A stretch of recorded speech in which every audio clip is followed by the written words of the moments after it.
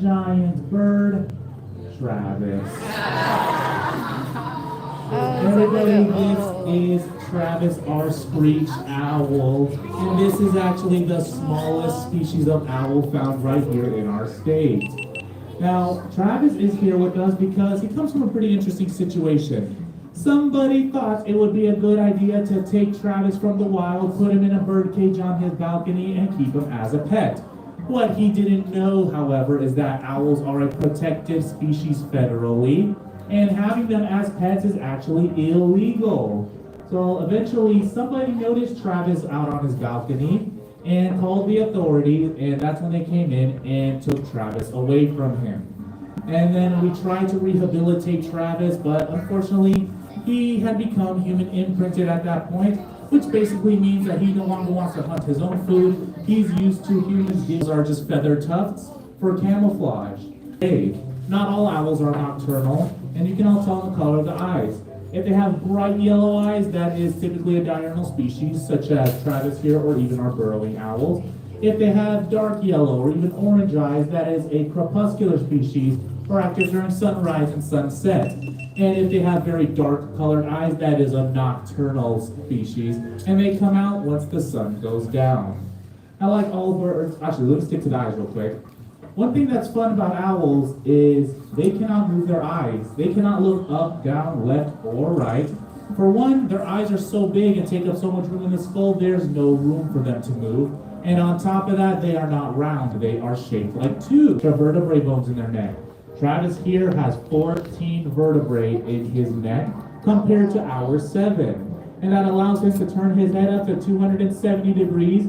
So that gives him a little bit of an ability to look to the sides of him and behind him, but he has to move his neck in order to do that.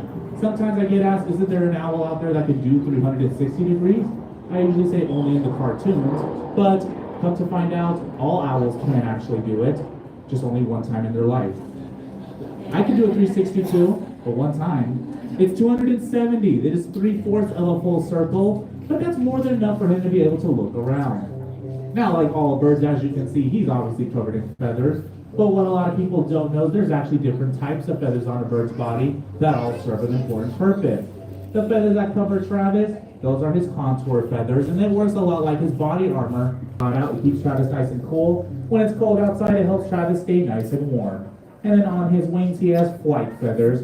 Those feathers have a curvature to them so that he can catch lift as he's flying. But owls like to take it up a notch because their wings are serrated like a hair comb, which breaks apart any wind hitting those wings, giving them completely silent flight, which will allow them to sneak up on their prey and then grab them with those talons.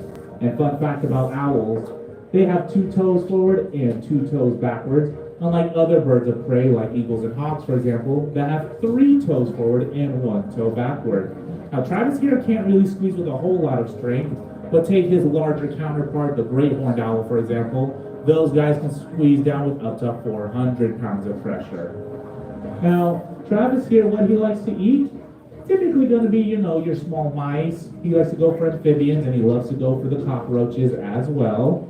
And anybody here not a fan of their neighbors, real quick? Anybody have that one neighbor you don't like? Don't be shy, feel free to raise your hand. There you go. Hey, guess what? You can already relate to Travis because these birds do have a neighbor that they're not too fond of, and they are the blue jays. The reason why they don't like the blue jays, or I should say they don't like each other, is because if a blue jay typically spots a predator, like a screech owl, they're going to do a behavior called mobbing, which means they're basically just going to be swooping down, pecking at the owl, causing a whole lot of ruckus, which alerts other prey animals in the area that there is a predator. So Travis ends up going hungry, all thanks to his pesky neighbor, the blue jay. So the blue jay helps out other animals, Travis not so much. Now, owls are incredible animals, but they're not invincible. One of the things that does threaten them is habitat loss. Because owls do not build nests, they nest inside the cavities of trees, which they also live in. However, if you want to help out owls, you can build them something called an owl box. It's a special box that's custom made for owls that you can build. You can make it as creative as you like. You hang it up in a tree high up somewhere, and eventually owls will take up residence in it and raise families in there. But that's going to wrap it up for Travis for the show. Give it up for Travis, our street owl. Good job, Travis. Thank you for being willing to come on out. All right, now let's go ahead and get them all tucked in again. And my assistant backstage will take Travis and get him back into his, real nice house. We're going to put him here. And we're going to close this door. All right, back there, you're all clear to get him. Now, we have another guest for you guys to meet.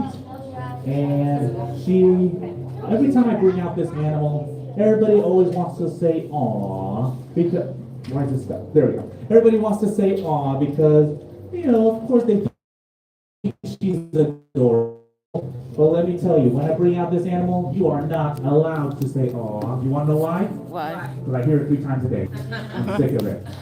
So, without further ado, this animal, she's going to be so cuddly, so cute. So remember what I told you. Everybody say hello. Oh, man, we're stuck here. I don't use these words often. There we go. Everybody say hello to the one and only Polly. I'm just kidding, guys. I think she's adorable. Everybody, this is Polly, and she is our American opossum, otherwise known as the Virginia opossum. But make no mistake, they're actually found all across North America, as far north as Canada to all the way down south as Mexico. And it can even be found in isolated areas of Costa Rica. And upon first glance, people take one look at this animal and think maybe that's some kind of a rat, maybe a relative to rats.